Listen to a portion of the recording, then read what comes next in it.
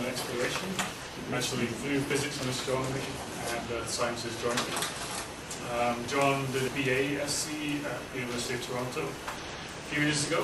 I actually met John during my postdoc down in Arizona in 2003, 2004. That's where John did his PhD and basically got involved in Phoenix, which is what you'll be talking about today. So, take it away, John. Thank you very much, John. So, what I've hoped to do here is sort of provide kind of an inside baseball view of Phoenix mission and planetary space missions in general. From previous versions of these talks, I know this is kind of informal, so there may be things up here you want to ask more about. Feel free to just yell out a question. I'm happy to answer it at any time. So, while the main point of the talk is to talk about Phoenix and planetary missions, I thought it might be a good idea, since I've not talked to all of you before, to give a little bit of information about me and who I am, and what I've researched in the past. So, as Oz mentioned, I kind of have two different backgrounds. I went to U of T, basically to figure out how to build spaceships. So, I did that for 4 years, graduated in 2003, and then I decided I needed to spend some time in the desert. So I went down to the University of Arizona and became a planetary scientist, which I graduated in 2008. So kind of two sides. You can decide amongst yourselves which side is which. And one of the great things about being down at the U of A has lots and lots of mission participation. And so I was able to be brought in on one of these things. Most significantly was this guy right here, Phoenix. Just an image of it being built up at Lockheed Martin in Denver. But I also got to do some training for Phoenix on MERG. I got stuck with Spirit, Problem Child, and Huygens, which was an incredible experience as well. In addition, I've had the chance to work on a number of different mission proposals, which you see up here. There's Kronos over here. This was a plan to melt down into the polar cap of Mars. Also, Martian lander there, or sorry, rover. And I did a couple of mission concepts on Europa. I keep meaning to do more with the outer planets, but I just never get around to it, unfortunately. And a little sample of what I've done in terms of research. I started off doing radiative transfer models in UV. So when you look at rocks like this, you see these shadows. And I was wondering, how much protection could that be from the solar radiation? It turns out you can get a fair bit. You can actually accumulate in some of these little nooks and crannies enough organics from meteoritic infall. So it infalls faster than it's able to be destroyed by UV. Next, I visited the Earth and looked at cracks in rocks in the US Southwest. And I've also done a lot of work on clouds, which I've shown schematically up here. Other bits and pieces. Here's the Phoenix LiDAR. It's had a paper come out today in GRI on fog as detected by the surface stereometer and the LiDAR. I'll talk more about those experiments a little later on. And I've done a lot of lab work as well. There's some simulations of ice sublimation as part of the support for the Phoenix mission. So, that's it for the previews now. On to Phoenix and the feature presentation. You can tell that because of the spotlights there. What you're seeing here, this is a view out across the bay at the Kennedy Space Center. And Phoenix is launched by this time. Here's the little noctilucent clouds up in the very high atmosphere being eliminated prior to sunrise. The artist has helpfully drawn a Phoenix around it. So I guess the first thing that I should mention is why it is that we do something. Why it is that we do space missions. Why do we sign up for these things? There's certainly a lot of costs involved. You spend 5 years, maybe more sometimes, concentrating on engineering work. So you don't get a whole lot of research done, you don't get a whole lot of papers out, and what if it crashes? Well, there is that point. But when it succeeds, it's like nothing else. And here's a couple of folks from the mission at Mission Control for this at JPL. This is my supervisor and Mission PI, Peter Smith. And at least for me, what it's about is that first view of a new world. This is the first color image we got back from Phoenix. might be a little hard to see with the lighting, but it's like no other landscape we've seen on Mars. You can see, yeah, thank you. You can see here all the polygons, the patterned ground seen from the point of view of a human being on the surface. And once you've seen that, you just want to go out and see something else. And that was the great thing with Huygens for me, being one of the first people to see the surface of Titan. So this was back in May of 2008. So not everyone in here may be familiar with Phoenix, so I'll just do a quick little primer, so bear with me. So what we have here is the Phoenix lander. It was a project led by the University of Arizona for NASA. And you've got to remember, it's actually a relatively small mission as far as the Americans were concerned. Only $475 million. Very first lander to visit the Martian Arctic, and we were able to take measurements for 151 sols. So that's a little less than twice the length of the Pathfinder mission. The main thing that we were there to do was to verify the ground ice that the Odyssey orbiter had seen. Now, they have an instrument called the Gamma Ray Spectrometer, GRS, and it looks at neutron spectrum coming up from the surface. So they knew there was a lot of hydrogen, and the theory was that all this hydrogen was in water ice. But you need to go and check up on this just to make sure that everything is really good. Now, there is a lot of reasons to believe that there was water ice there, aside from the hydrogen signal. And what I've shown down here is just side-by-side comparison of this polygonal terrain. Very hard to get this kind of terrain without having some kind of massive ground ice. So lots of good reasons to think that there would be something there. So here's where we get a bit into that inside baseball story. This is the life of the Phoenix mission, which I've used to just show you how it is that we put together these things. And one thing you'll notice here is that Phoenix was first sort of a glint in NASA's eye back in the fall of 2000. So even for something that only takes 9 months to get to Mars, we're talking about 9-10 years of total time spent on the mission. So what we do just to make things tractable is we divide up the mission into phases. And I'll just briefly go over the different phases that we have. So the first one is what we call pre-phase A. This is the point where NASA's decided we want to go to Mars. What are we going to do? What is our budget going to be? And they figure out all this business. Now, they let people know right here at the start what they're thinking of. And so, scientists being the collaborative animals that we are, we go off and we form teams. These teams are fully formed, even in here, even before NASA's done its own checks to see what it can send. It doesn't show up very well, but what this is right here, this is the announcement of opportunity. This is the first time anyone receives official word that here are the parameters of the problem, we're going to Mars. And so all this stuff happens beforehand, and people submit, then these teams submit in response proposals. Here's phase A. It's fairly short. After NASA takes a look at those proposals, they pick a few, 4 usually, to go on to what's called phase A, which is a fully fleshed out version of that proposal. And I should mention phase A studies are typically $1 million, so they're not small things. So after you finish your phase A, go on to phase B. This is where you've actually been selected.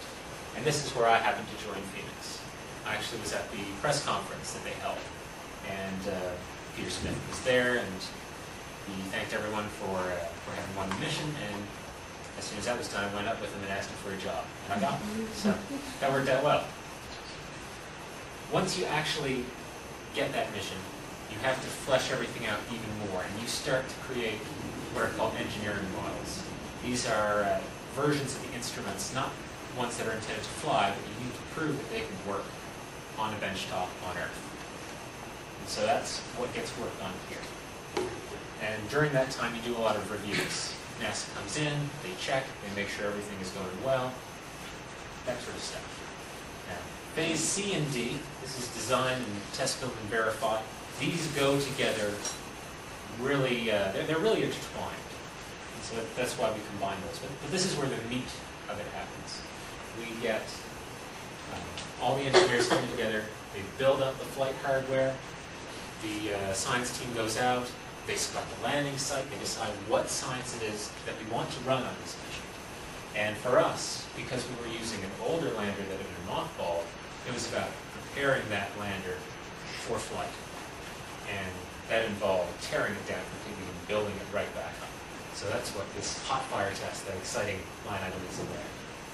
The other thing that happens here is this important thing called ATLO, for Assembly, Test, and Launch Operations. This is where all of those flight instruments come together, and we plug them in and see if they work happily one with the other. And then finally, for us scientists, here's where the payoff is, Phase E. This is the science phase.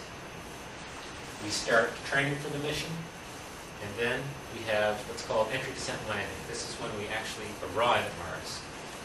We have our science mission here, and then everyone's favorite data archival, and our presentations of the first results. So I know it's a bit detailed, but it will be useful for the rest of the presentation. So probably for many of you, at least it was to me before, the burning question was, well, science mission, great. How do I get on one? Well, there are basically 3 ways to do it. The first way is you can be one of those people who's on the proposing team. You can be one of those veterans who's well known in the community, who the science team really wants to bring on so that they have a better chance of being selected. Chances are most people in this room, and including myself, would have a hard time getting on one of those, unfortunately. And these are formed very early, as I found out with the New Frontiers proposal. Usually by the time the announcement of opportunity comes out, these are already done and sealed. Now, NASA recognizes that, so they created the second bullet point. You can be what's called a participating scientist. You can, as a younger scientist, once the mission's been selected, go forward and request to be added. Phoenix, notably, we didn't have the money to do this. Which did not exactly engender us to the science community. And the third way is basically the way I got on the mission, is to do an end run around this. All these senior scientists typically bring along people to help them do all the tasks that they have to do. And so those people become known as collaborators. So once the mission's been selected, you know that, for instance for me, Peter Smith was in charge of it. You go up to Peter, you ask him for a job. He gives you a job, he brings you on a mission, you're done. You didn't have to do any of the heavy lifting. So that's one of the best ways to get involved with these things, is to be one of those collaborators. So since we're talking about personnel, let's briefly talk about who is actually running these missions. Well, for a science-driven mission like this, the scientists are considered the customers. And so the overall mission is led by a scientist, called a principal investigator. And here's Peter once again. This is a mural of him that was on the building. He actually oversees everything, engineering and science as well. But focusing down the science, assisting that principal engineer, we have a science team made up of experts in anything that we'll be looking at in the mission. Those are called co-investigators. And some of these co-investigators are responsible for instruments, for instance. The 2 gentlemen I've shown here, this is Mark Lemon. He was in charge of the surface stereo imager, which is where I worked. And this fellow here is Jim Whiteway at York University. He's in charge of the LiDAR instrument. So you have those instrument co-Is. You also have people who lead theme groups. For us, we had 4 of those: atmospheric science, biological science, geological science, and chemistry. And of course, we can bring on other people as well. Here's a bunch of people in that in the integrated test bed that we had in Tucson. These are all collaborators. So, what do we do before launch happens? Well, for the engineers, it's pretty obvious. You build the spacecraft, you build the instruments, you make sure it all fits together when you get to that at-low stage. And really, most of the job is validation and verification. The equipment that's on Phoenix, if you were to build it off the shelf, it might cost you $1 million, maybe $2 million. So most of what's going on is making sure that it's ready for Mars, making sure that it will work on Mars. And so it's a lot of this testing, validation, and verification. Meanwhile, what the science team is doing is they're defining the requirements. They look at what's happening with the engineering, and they figure out things like limits. So for instance, if you wanted to measure organics, say, to an accuracy of 10 parts per billion, the engineers might come back and say, well, that's impossible. That'll take 5 years to build. And so the science team decides whether or not they're going to actually follow that up and relax that constraint or change it. The other thing that's going on is operational readiness tests and landing site selection. So you see this lovely picture here from the Phoenix lander on the surface of Mars with an air vent. This is from an operational readiness test, where the sick and twisted folks at JPL come and give us problems to solve. We have to figure out how to deal with errors in a lander. And of course down here, what I've shown, this is one of the images from our landing site selection process, showing our 4 finalists, boxes A, B, C, and D. At this point, we were worried about actually having too little ground. We were worried we would come down, we'd blast off all of the soil, all the regolith, and we'd have nothing but ice. So we'd be able to confirm ice, and that would be about it. We wanted to have some soil to look at too. So originally, we were focused over here. Nice thick bit of soil. For this diagram, I should mention, the darker areas are overburdens of maybe 10 centimeters. The hotter areas are overburdens of maybe 20 centimeters. So you're initially thinking over here. But of course, sometimes there's surprises. You're getting close to, oh, it's... How did they get that information about how deep the overburden is? Is that from Marcus and Shrad, or...? No, Marcus and Shrad weren't on station at that point. This is actually just from GRS. We know the penetration depth of the gamma ray spectrometer is about 1 meter, and we know what the hydrogen signal is. So we can back out how much ice should be there, and then you have to use a model. You have to say, well, we've got massive ice on the bottom, dry regolith on top, and ask the question, how much dry regolith do you need? So that's where that comes from. Yes. So sometimes reality intercedes. This is a high-rise image. We were doing our final reconnaissance of the landing sites before we got ready to go. And what we noticed is boulder, boulder, boulder, boulder everywhere. If we landed on a boulder, it could come up through the undercarriage and damage the science instruments. So this was a real issue. And as a result, we changed to this box over here. So everyone's all ready to go, everything's built, everything's tested. All this, the science team is ready, having dealt with all of the problems that JPL sent us. We launch. And this happened in 2007, August the 4th, in the early morning. So Delta II, your standard rocket for going to Mars. Mer rovers also went on Delta IIs. And here's the process. It's 9 months of cruise, followed by what we like to call 7 minutes of terror. You come at Mars at interplanetary speeds, about 6 kilometers a second, and in 7 minutes you come from 6 kilometers a second to dead stop on the surface. Exciting. It's actually quite a well choreographed and difficult process. And the worst part about it is that because there's a 40-minute time delay back and forth between the lander, you know that when it hits the top of the atmosphere, or when you receive word back that it's hit the top of the atmosphere, what's done is done.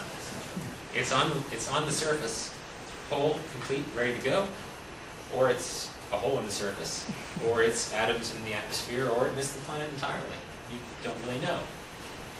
Up until Phoenix, the way that we got data on this was something called tones.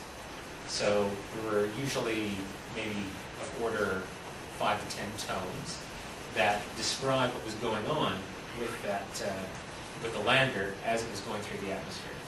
So if you've ever seen the launches, or sorry, the arrivals of the MER missions, you'd hear things like, we have tone 1, which means we've hit the atmosphere. We have tone 2, it's decelerating at a certain rate. We have tone 3, we've hit peak acceleration, maybe back to tone 2. And then you have a blackout from the ions, and you wait for signal reacquisition, which hopefully comes. And then the big thing that everyone waits for is the parachute. Once the parachute's open, and there's confirmation that it's good, usually the room will erupt into applause, and everyone's very happy. And Mars Polar Lander got that far. The rest of it didn't work out so well for them. But for us, we did well and we got right down. And one of the neat things was that we had set it up so that we could get more data back during the entry, descent, and landing phase. The way we did that is we looked for a specific time when we could take all the orbiters and have them close together. So they could be watching us, and we could send back more data on our altitude. And while we were doing that, the Mars Reconnaissance Orbiter decided, we're here anyway. Why don't we point the camera? Why don't we point high-rise at Phoenix's trajectory and see what we can see? So what you've got here is Heimdall crater, which is about a 10-kilometer crater off to the east. And right in here, we've got an image of the Phoenix lander under its parachute on the way down. So I imagine a lot of you have probably seen this picture. It was quite a sensation when it came out. So all that's done, survived 7 minutes of terror, we're on the surface. Everyone's very happy about that. Those of you who know Ray Arvidsson, he's not a very excitable guy, but he was happy that day. Here's a few other folks from Tucson. The first thing that you do when you get down is you look in your engineering. You look at the footpad. Am I balanced on a rock? Am I hanging over a precipice? Everything's deployed, we're good on stable footing. Then you look at the solar panels. If the solar panels do not deploy properly, you won't be talking to the lander for very long. And then finally, you look out and see what's there. So, where did we land?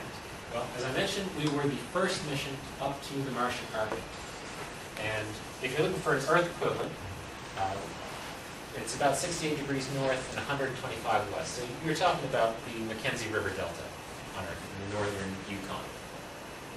Here's a little geomorphic map of where we are specifically within this little point here. So it's basically north of Tharsis, not all the way to the polar cap.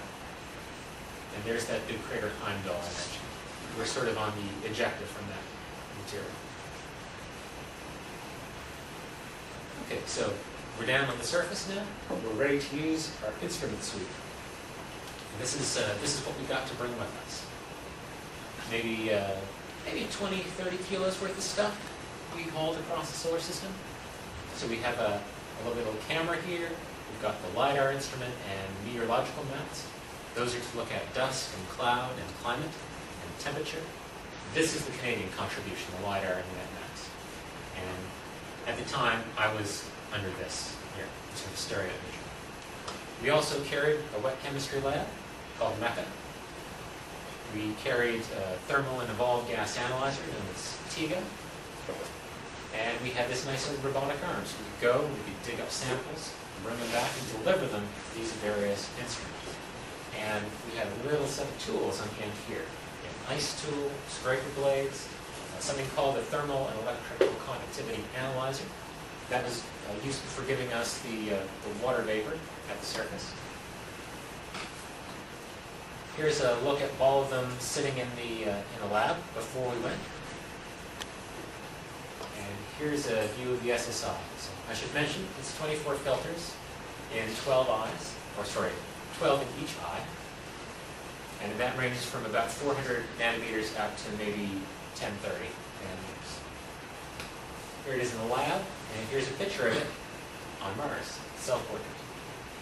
And of course, we use that stereo idea so that we can get distances to things in the workspace when we're digging out. So just like Wall-E there, we have the two eyes. The robotic arm is this right here. There's a couple images of it in the lab, and here it is on Mars with some soil inside. We spent an awful lot of time puzzling about what to do with the back end here, because we wanted a sample of ice. But ice is really cold and really hard at 200 Kelvin. It's a lot like rock, actually.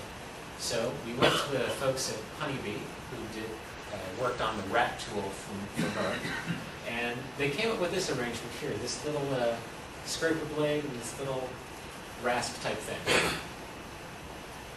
The idea being to put chips of ice into the back of the scoop. That was very difficult to get to work, unfortunately. Another thing I should mention, for those of you who, like me, might be interested a little bit in astrobiology, spacecraft, no matter how well you scrub them down, still tend to be pretty dirty, biologically speaking, by the time they get to Mars. The reason is you may bake the thing out and get every surface on the outside nice and lovely and clean. And then you take it to South Florida. No biology there. And you put it into a payload fairing. No biology there. And you blast it off and subject it to dozens of Gs. And then you decompress the payload fairing and get rid of it. So you get a lot of little critters that are inside the electronics, inside everything. And they tend to float around and stick all over the place. So what we had to do is we had to put what we call a biobarrier around this thing. So it would be nice and pristine when we brought it back out. Here's the robotic arm camera. The nice thing about having a camera on the end of your arm is you can swivel it to places you wouldn't otherwise be able to see. So this is underneath the lander, and you can see all these different patches where the retro rockets blew out all of that material and sent it flying, and we have exposures of ice right away down here. The other nice thing about having that camera is you can look inside the scoop itself. You can see if you have any mysterious white stuff. You can look closer at the grains. And we had an illumination system for looking in there. Here's LiDAR and MET. In this image, they've helpfully shown the telescope part of a LiDAR emitting a laser beam. The laser beam is a little to the side of that, actually. But we sent that up, and we have a look at the distributions of dust, the distributions of cloud. Meanwhile, the temperature is recorded here, here, and here, and our wind speed comes from this little guy called the telltale. There's a little capped-on tube here that would vibrate back and forth when the wind would blow. Next, we have the thermally evolved gas analyzer. An interesting thing about these complicated instruments here is that they only have a certain number of cells. TIGA had 8, and MECA has 4. So if you imagine wanting to do a whole transect, or going down through a trench that you dig, you only have 8 points. And one of those is actually used up by a blank to make sure the instrument's working. What happens inside of that device is we have a little 1 cubic centimeter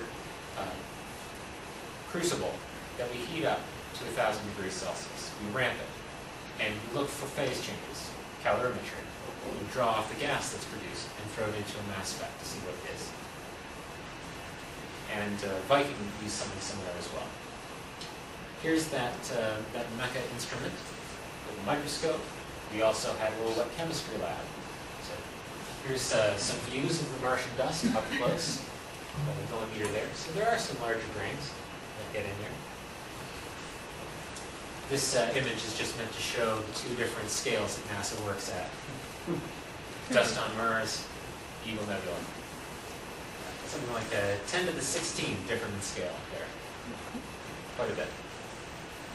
The really neat thing about MECA is the wet chemistry lab. We take samples, put it in, add water to them, and warm them up. And with about 20 different ion-specific electrodes, you can get an idea of what's going on in that soup that you make. To find out even more about it, we had some chemicals on board, and we can actually titrate that stuff. So this is how we discovered that perchlorate. Now, before I talk about how we used all these instruments, there's a little bit of a complication, and that's that communicating with Phoenix, was difficult. There have only been 2 spacecraft, to my knowledge, that have flown that have not had any capability of talking directly back to the Earth. That's Huygens and Phoenix. I guess it's just me. Things that I worked on. So as a result, for Phoenix, we have to talk indirectly through the orbiters, Odyssey and MRO. They then relay the data back to Earth via the Deep Space Network. So as a result, if there's a problem, we have to wait for an orbiter. And if Phoenix doesn't know when an orbiter is due, you can be in trouble. As well, you have to plan your days about when those orbiters fly overhead and are willing to communicate. So that's a bit of a wrinkle. All right, so let's talk a little bit about the service operations. What a lot of people come back to is that we're working on Mars time. What we do is we plan during the Martian night. The lander does its work during the day, sends us back its data at the end of its day, and then we start our plan. Once we have the plan sorted out, we uplink or radiate those instructions back so that the spacecraft can go and do its next day's work. But the problem for humans is that Mars's day is a little longer than the Earth day by about 39 minutes. And so your shift every day gets a little more delayed. So you might think that's great. You get an extra 40 minutes to sleep in every single day. Well, by the time you've spent about 17 or 18 days on that, you're now working in the middle of the night. That's when you're getting up. So some people adapt better than others to this. I actually know from the data that they took on you, you're all instrumented for this, that I worked very well in a 25-hour day. Not very many people do. And you end up right back where you started again after 37 days. So it can be difficult. And if you go away to a conference and come back, you may have to jump 12 hours after flying for 2 hours. That's hard to get sorted out internally.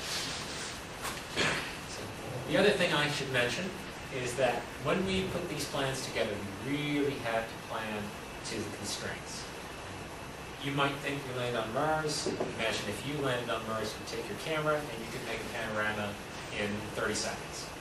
Why is it that it takes us months to do that? Well, for starters, the spacecraft just doesn't have much memory. We only had maybe 150 megabits to work with. So not very much there.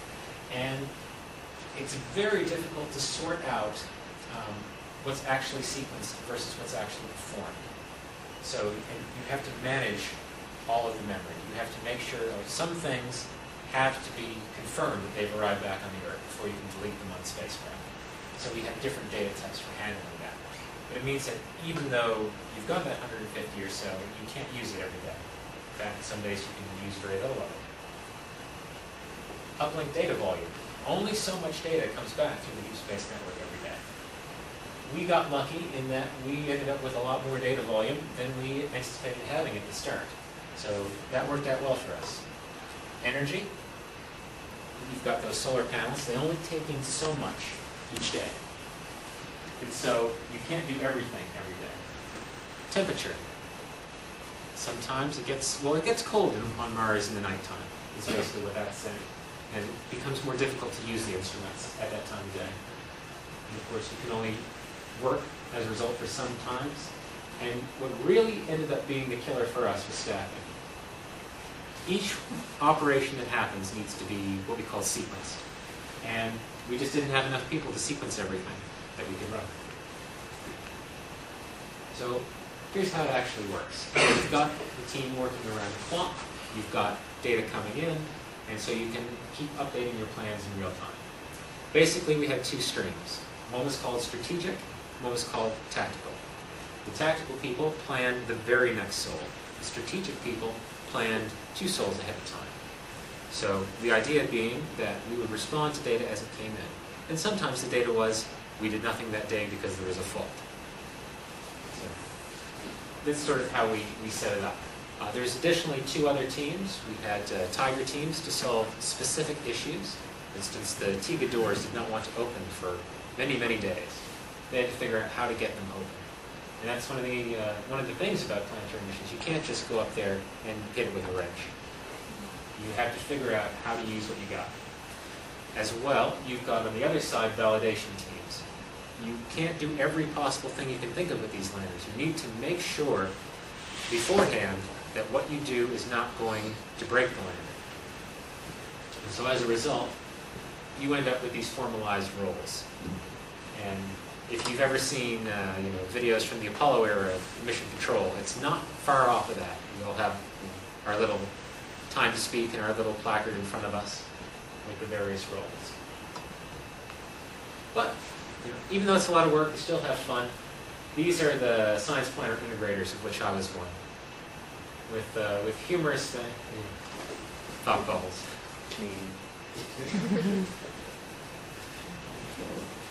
Yeah, these are Suzanne Young. This is, I've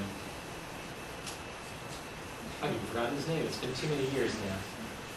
Yes, that's Cameron Dickinson, McCurdy.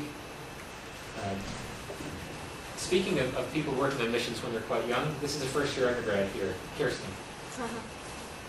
And we have Selby, who may be known to some of you. She's done a lot of work on Martian soils. This is Doug Archer here at JSC. This is Paul Niles.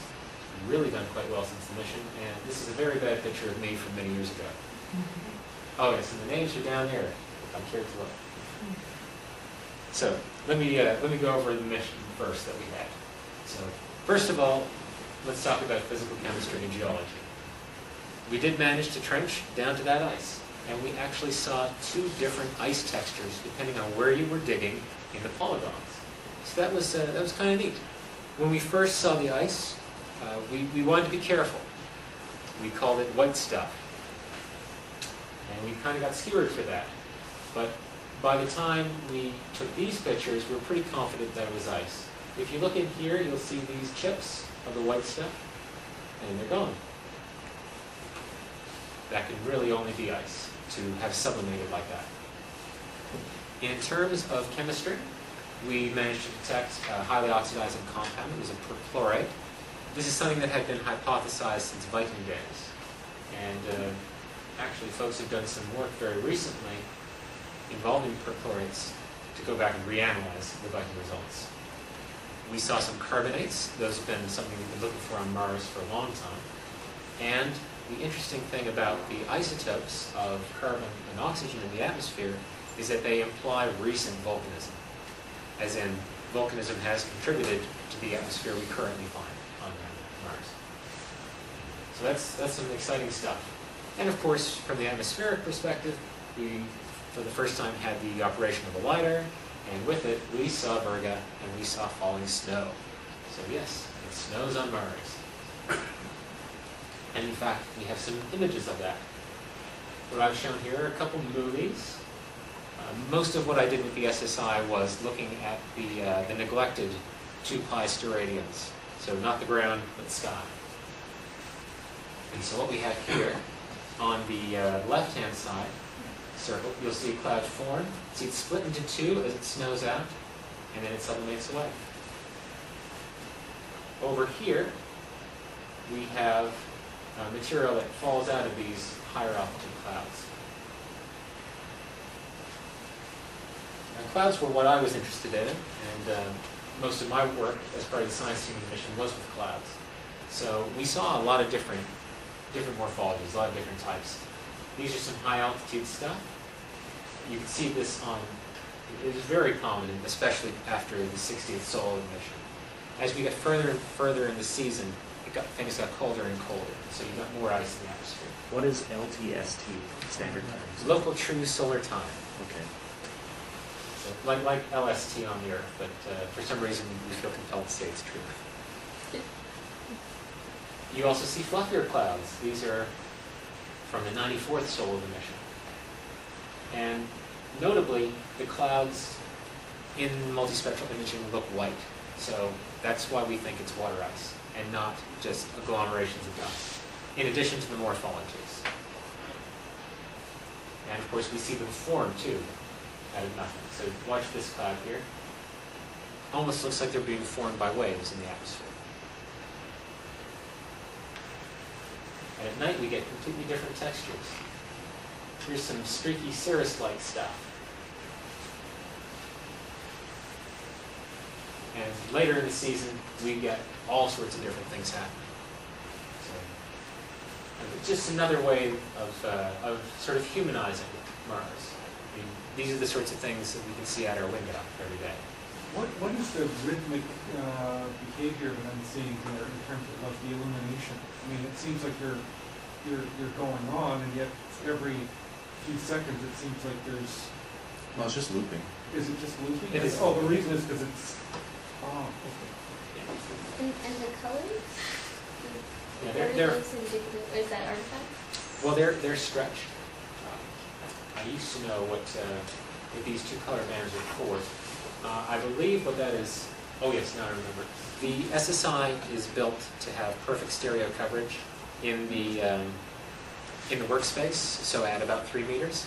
As a result, the two eyes are towed in a little bit. So when you look at way out on the horizon, the camera's cross-eyed. Yeah. And so that's why I don't have a perfect square here as well, because they're they only overlap a little bit. I should also mention that these cover about 10 minutes of time, so we don't have phenomenal winds driving these things.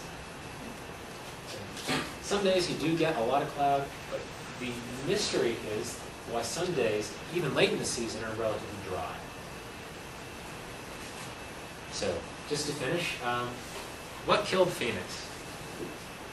Well, we had the problem that eventually, as it keeps getting colder, less and less of the day is useful because we have to run the heaters more. And so eventually you run into a situation where the lander loses power. It'll try to come back on, it'll try to contact things, but after a week of unsuccessfully contacting us, it starts to have problems in that it doesn't know when any of the overflights are. And eventually, once it shuts down in the wintertime, the spacecraft clock gets reset, so it has no idea. It was hoped after the winter that we would be able to talk to the spacecraft again, and we'd be able to run it for another summer. And as a result, we did a huge, we had a huge attempt to try and contact it. We had the two orbiters ping it every day for 3 months, and we heard nothing. Statistically, we should have heard something because the lander was set up so that it would randomly try to communicate whenever it had power. As a result, it's probably dead. And as you can see from these images, here we are in the first summer, and here we are in the second summer. Doesn't look like we survived very well. In particular, you'll notice that some of the shadow here is a different shape from up here. So it looks like this solar panel has been broken, and possibly the one on this side as well. It's certainly dust covered. It's not unexpected. This is in the part of Mars that forms this massive carbon dioxide ice. And so if you have a meter of solid carbon dioxide on top of a flimsy solar panel, it's not going to be very good for the lander. So thank you very much, and I'll be happy to take any questions you may have.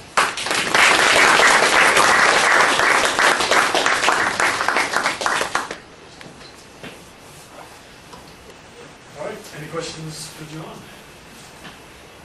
Yes. I'm wondering if you could tell a little bit about the testing that goes on of the instrumentation. I'm thinking that if you're going to an environment that's 6 millibar pressure typically, and the temperature varies significantly, it's much lower than here, and also when it goes through the atmosphere, of course, there's huge vibration, extremely sensitive equipment. So how is that dealt with? Well, yeah, we do there is the vibration testing. There's also thermovac testing. So we basically subject it to warm, to cold, to vacuum, and we see what happens. You need to use specialized parts. You can't use something as simple as an electronic motor because the grease inside will freeze. So you need to have very specialized engineering for this. A lot of what goes on, and I use the camera as an example because that's what I work on. A lot that goes on is characterization. So that if you take a picture at night when it's -90, and you take a picture in the day when it's -30, that you can be sure of those two measurements. And you know how many watts per square meter per steradian per micron are coming in the night, and how many are coming in for the day. So there's this validation and verification. And you have to do flat fields, so on and so on and so on. They're tested pretty much to that. And then you have to test each one with each other instrument to make sure there's no crosstalk. It gets complicated.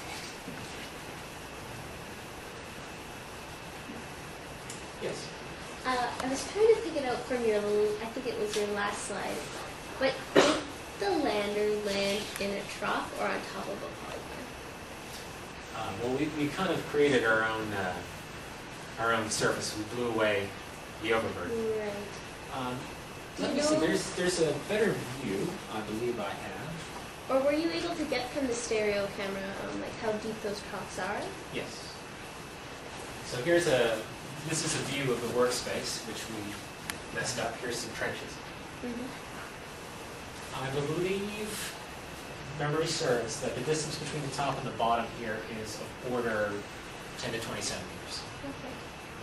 So even if you did blow out an area below you, you thought the regolith here was about 20? No, the regolith is about 5 centimeters. About 5 centimeters. At least on the tops of the polygons. In the trenches here, we dug down 30 centimeters and didn't yet hit ice. So you didn't hit ice in the trenches? Yeah, now that I'm looking at this, we were on top of the polygon because there's a trough all the way out here. Jim Head knows about this, doesn't he? He does. Well, we didn't hit it at that depth, but there's not to say there's something further down. It was also very difficult to dig here. You can't really see this area, because this is all surface stereo imaging. Down here in this deep trough, we were kind of digging blind. Right.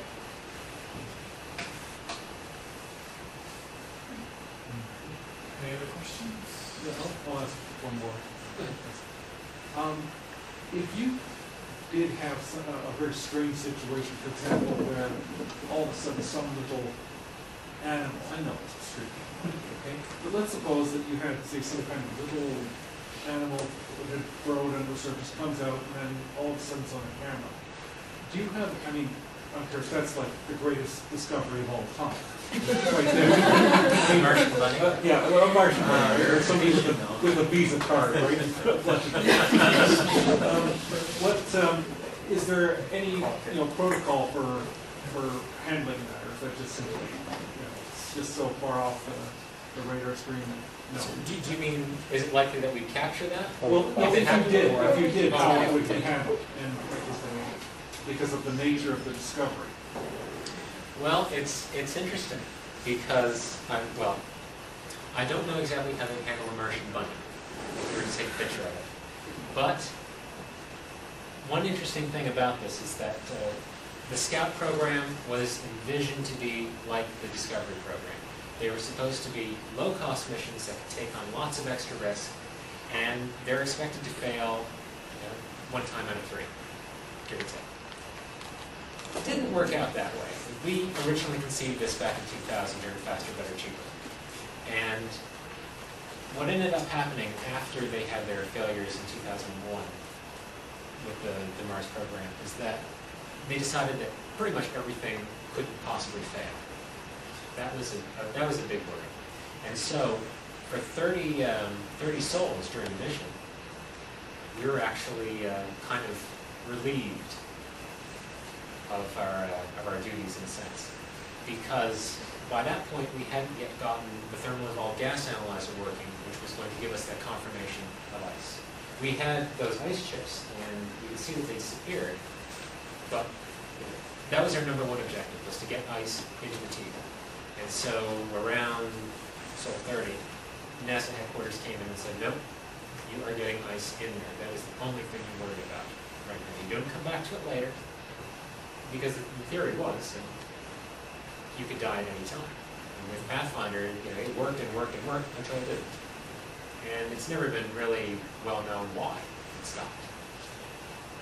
So I don't know about that, but I'm sure that headquarters would have input into that, and they probably have something for that eventuality. Well, I know the first step in the official protocol is everyone goes and changes their pants. Yes. After landing on the surface, how long did this spacecraft have battery power and sort of ability to talk and operate. And what did that? It may not just be a question of time. It may be a question of stored power, depending on what you do. But how much could you do, and how long could you do it for, if the solar panels haven't yet started working? There's really only enough power for Sol Zero. So the idea is that the lander lands, and it intentionally lands late in the day, around, I believe it was about 5 o'clock local when we landed. We take all those engineering pictures, send them back, take that first image of the landscape. That was actually a bonus. That was the very last thing to be executed. It was supposed to happen only if everything else was perfect. So it was great that we got that back. But then it sort of shuts down and sends the ball back to our clerk and says, what do you want to do? And we didn't have plans for what to do if the solar panels only partially open. We couldn't rule out the possibility that we would land next to a boulder, and then we'd be impinging upon it. But yeah, the solar panels don't open at all. We have a lovely bus driver every time. What was the total available onboard power? Well, technically that's ITAR sensitive data. Oh, very nice. Since it doesn't involve the payload. Any flight system stuff is engineering only. We did. So what's the total power consumption of this payload? We did have models of how much power was used by each one of them, and I suppose an inventive person could go in and ferret out how much battery power exists. That'll be next week's presentation. Volunteering. Oh, so no other questions? Let's thank John again.